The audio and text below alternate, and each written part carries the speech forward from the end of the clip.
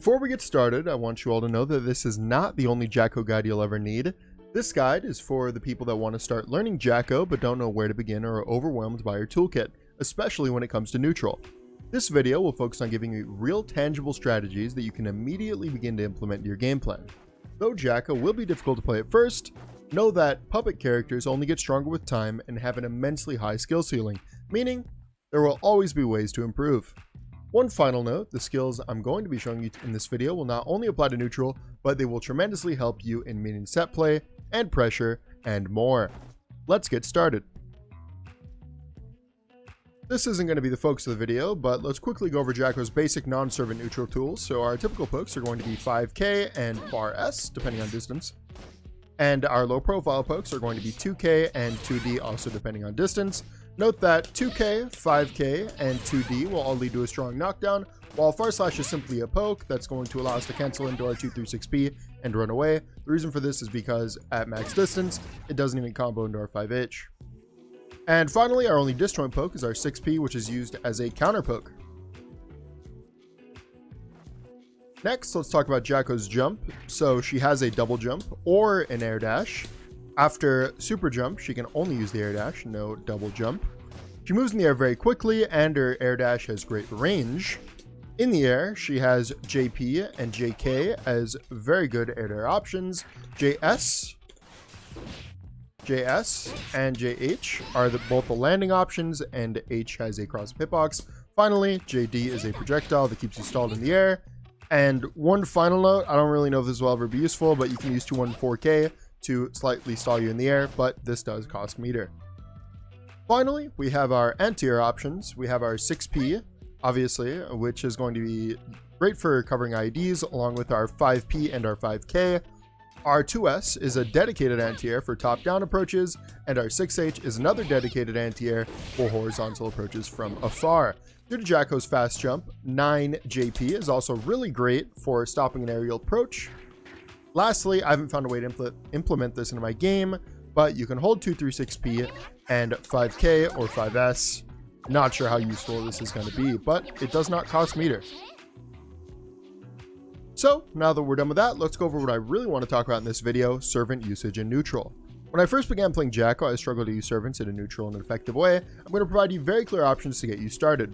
First, if you're full screen distance away from your opponent, you can freely use 236p, either held or the non-held. If you're closer than that, then you either want to build distance, so you can get it for free, or you can get them to block a poke, cancel into 236p, and run away.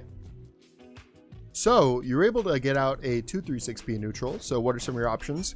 Your first goal should always be to get your servant behind your opponent, because it will be harder for your opponent to hit the servant. And if you ever begin pressure, you're going to have many more options. We're going to be doing 236p held into jump and throw. And to throw, you do forward and any button of your choice. We'll be talking about what to do when the servant is behind your opponent later in this video. So obviously, your opponent is not always just going to let you get servants behind them for free, so let's talk about stopping approaches from the ground. First, we're going to be doing 236p held, and once again, just throw the servant. This is going to be more focused on covering the air, and 236p drop it into far slash, or 236p, and by the way, you drop it with D, into 236k are going to be options to cover the ground from the ground. Next, we're going to be talking about stopping approaches from the air. This can be more flexible because now we have a air option and a grounded option covering the air and the ground. So let's once again pull this out. Essentially what we're going to be doing is jump immediately JD, and then we're going to JK at different timings to cover the ground or the air. So first you can immediately JK to cover the air, or you can delay and cover the ground. The next option I'm going to be showing you is a hybrid between covering the air from the air and putting the servant behind the opponent. It's very good, but because you're hitting your servant, the next time you hit it, it is going to be disappearing. So it's not as strong as this if you get it behind him, because the minion has 2 health points from here. This option I'm going to be showing you is hold it into JD into immediately 236k. Once again, it lost a health point, so the next time it gets hit, it's going to disappear.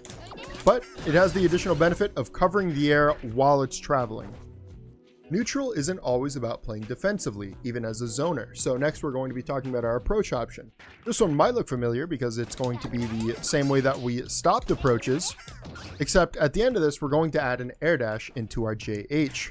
So once again, this will work from the air, and the minion is going to be covering our approach, and you can also delay it and come from the ground as well. And the final option I'm going to be showing you is going to be another way to deal with approaches, but it's going to be for when the opponent is way too close when you started going for it. Maybe they approached really quickly, they started running at you, so I'm going to start a little closer. Let's say they ran to this position. But essentially what you're going to be wanting to do is pull out the minion, drop it, and then just air dash.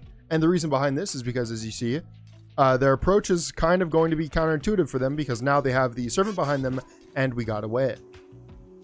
So I showed off a ton of using the 236p held, but let's quickly go over the strengths of the just regular 236p. This motion is way less flexible, but if I have enough meter, it's actually fairly strong because you can directly cancel this kick into another minion or something like that. If you didn't know, you can cancel a kick into a minion hold, and that's how I was able to do that sequence just now. And other than going for the kick, I usually just like going for a fire slash. I like to keep things simple. One final note before we move on from this section: you're not going to be playing against a bot in your real games. Be ready to adapt on the fly when playing against a real opponent. You might find that your minion will randomly hit them or get behind them. You always need to be ready to convert whatever happened into a beneficial scenario. So we talked about our primary goal being getting servants behind the opponent. So what do we do when that happens? Well, our first option is going to be the approach. We can do this grounded with a far slash, or we can do this in the air with an IED. Oops. We can do this in the air with like an IED JH. And on hit, we can convert into a fairly easy combo. You can also do the same thing off the IED. And on block, we get some insane pressure. Multiple times to go for strike and throw. Unfortunately, we can't always approach, so we also have to have some disengagement options. So let's put the servant behind them. First thing to note is that the minion will follow you as you move back away from the screen.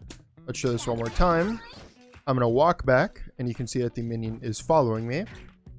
Some of our disengage options, they're all fairly simple. First, we can jump back, maybe throw in a JD to solve ourselves in the air. You can also simply backdash. And finally, you can pull out another minion, run away, and then maybe mix in one of the options we showed previously. Our final option is going to be reacting with a servant command. So if your servant lands behind them and they have not moved, or they're standing next to it, or it's inside of them or something, just go for a 214K. You can immediately start your pressure, and you have many times to go for strike and throw. And of course, on hit, you're going to get a combo. And finally, if you see that they're already in position to punish it, you can do 214S, which will put a shield around it. And if they hit into it, they're going to be put into a ton of block stun, and you'll be able to run even from full screen and take a turn. Finally, let's talk about how we can apply what we learned to more than just neutral. First, we know a great way to safely land block strings, being the held 236p and to run away. A lot of Jacko's block strings without servants are just completely useless. You don't really have a way to open them up unless they hit into a frame trap. So doing this will not only help you make your options safer, but it'll give you better reward. Next, we are now more comfortable in holding the servants, dropping the servants, and hitting the servants. This is going to come into play when you're learning setups, but more importantly, it's going to help you a ton in these scramble situations that you're going to find yourself in with Jacko a lot. Finally, we can apply these ideas after a random knockdown. It's very important that whenever you are in an advantage state, that you're enforcing that advantage with a servant summon. Or we can go for something like this. Or we can just go for something like this. Or we can just go for something like this. You're going to be way more comfortable in these situations if you're applying these to your game. And that's all I've got. So thank you so much for tuning this video. This is the first of many Jacko videos to come. So if that's what you want to see, please show this video some love. If you enjoyed the video, consider liking and subscribing. If you want notifications on future streams and videos, join the community Discord. It's also the best place to suggest videos and ask me questions directly. I also stream on Twitch, so if you want to see me live in action, follow me over there. If you want to support what I do, consider joining my Patreon. Once again, thanks for supporting the content. See you soon. Until we meet again, that's all I've got. Bye-bye.